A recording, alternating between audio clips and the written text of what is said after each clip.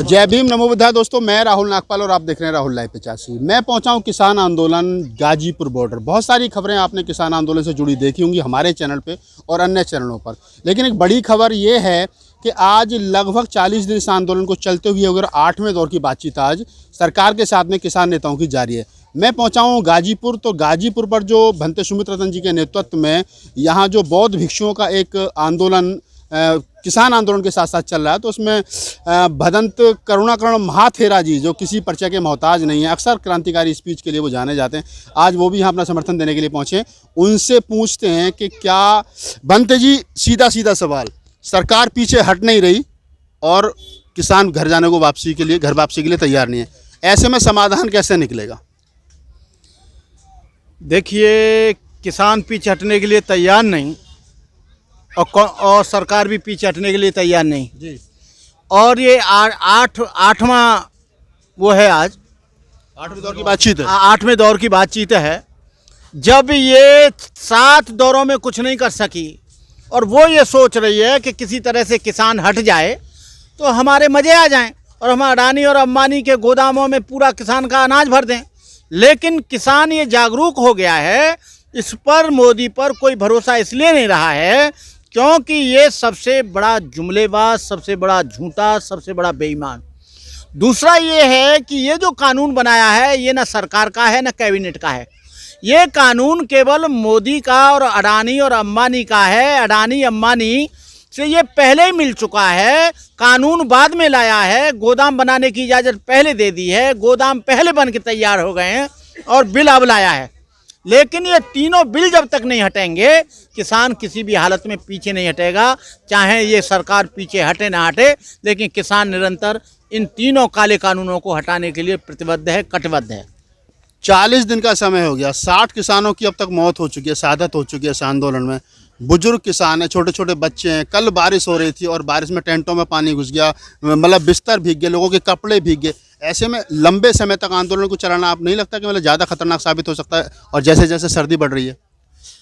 देखिए, ये पहले कोरोना का डर दिखा रहे थे।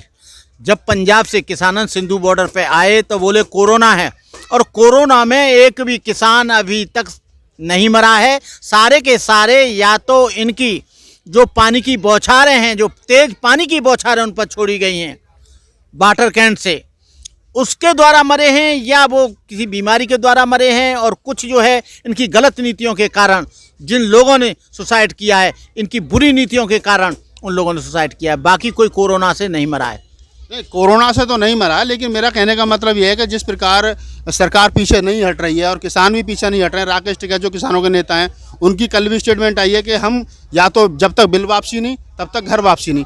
तो दोनों तरफ से अगर एक तरीके से हट धर्मी पर अड़े रहेंगे तो फिर बीच का रास्ता क्या निकलेगा, जबकि सरकार जो 50-50 के मूड में है? भाई, बीच का रास्ता कोई है ही नहीं राहुल जी। बीच का रास्ता क्या किसानों ने इनसे कहा था कि तुम बिल लाओ?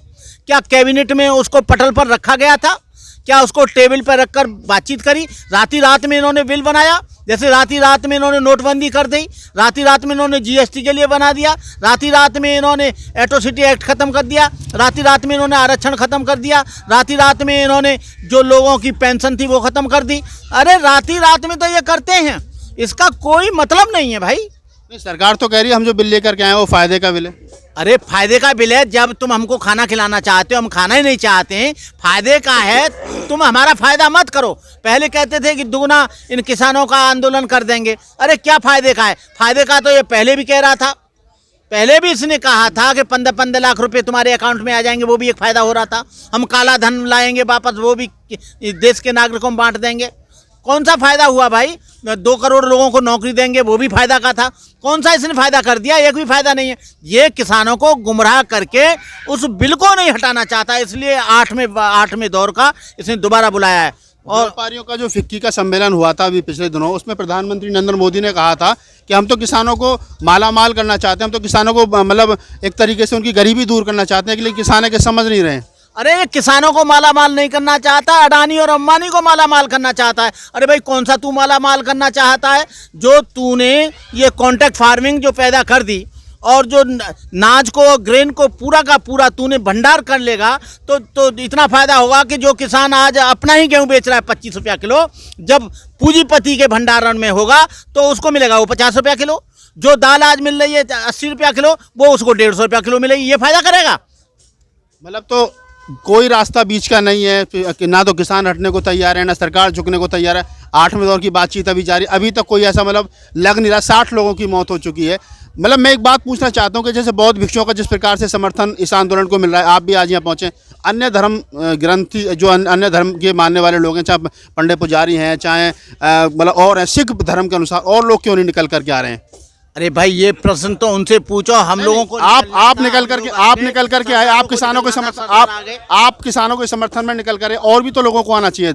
और लोगों को आना चाहिए, लेकिन जो लोग किसानों के प्रति हमदर्द नहीं है, जो किसानों का खाते हैं, किसानों से दक्षिणा लेते हैं, किसानों से खाना खाते हैं, किसानों की दाल लेते हैं, किसानों का चीनी लेते हैं, किसानों का चावल लेते हैं, जब वो नहीं आ रहे हैं तो उसके लिए उन्हें स्वयं सोचना चाहिए कि हम जो पहला निवाला खा रहे हैं ये किसान के द्वारा पैदा किया हुआ है। जो दाल हम खा रहे हैं ये किसानों की पैदा की हुई है। जो हम चावल खा रहे हैं किसानों की पैदा की है। ये जो चीनी पैदा की है ईख के द्वारा जो आई है, शुगर केन के द्वारा, ये किसानों के द्वारा पैदा की है। जो लोग जानते हैं, जो गोबर खाने वाले लोग हैं, जो गौमूत्र और गोबर की और गाय की बात करते हैं, वो लोग नहीं आ रहे हैं। और जो ये जानते हैं कि हम लोग अन्न खाते हैं, वो लोग आ रहे हैं। पिछले दिनों किसान नेता राकेश टिकैत ने एक स्टेटमेंट दी थी जो ब्राह्मणों को बहुत ज़्यादा बुरी लगी। उसके कारण देश भर का ब्राह्मण लामबंद हुआ और राजस्थान में एक पंचायत हुई जिसमें एक चेक किसान नेता राकेश टिकैत को दिया गया है। राकेश टिकैत ने कहा था, शायद आपको पता होगा, कि जब हम यहाँ पर भूखे प्यासे बैठे और जिन मंदिरों में हम चढ़ावा चढ़ाने के लिए जाते हैं, आज वो ब्राह्मण, आज वो पुजारी यहाँ एक चंदा तक, मतलब एक दाल रोटी तक देने के लिए नहीं आए। इसके कारण ब्राह्मण मतलब जो पुजारी बहुत ज़्यादा नाराज़ हैं और उन्होंने एक तरीके से फतवा जारी किया है कि वो राकेश टिकैत का विरोध करेंगे। आना तो दूर, उन्होंने फतवा जारी और कर दिया किसानों के खिलाफ। भाई वो तो करेंगे ही। वो तो ये कहेंगे किसान नहीं है, वो कहेंगे कि खालिस्तानी हैं, वो कहेंगे कि आतंकवादी हैं, वो कहेंगे कि नक्सलाइट हैं। जो इनके विरोध में काम करे वो अधिकतर बीजेपी पोषक लोग हैं।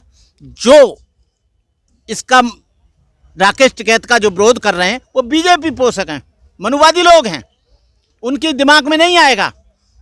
अनाज तो वो भी वही खाते हैं जो किसानों का आता है। अनाज खाते हैं, लेकिन वो पोषक उनके हैं।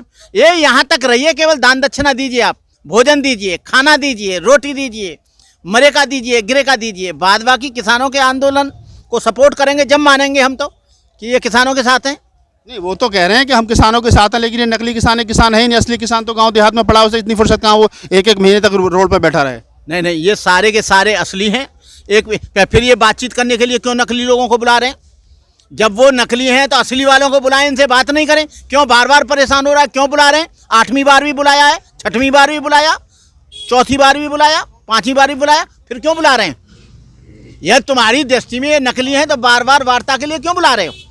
क्योंकि तुम जानते हो कि नकली कह के हम इनके आंदोलन को फेल कर दें। नकली कह के ये यहाँ से उठकर चले जाएं। कोई उठकर नहीं जाएगा।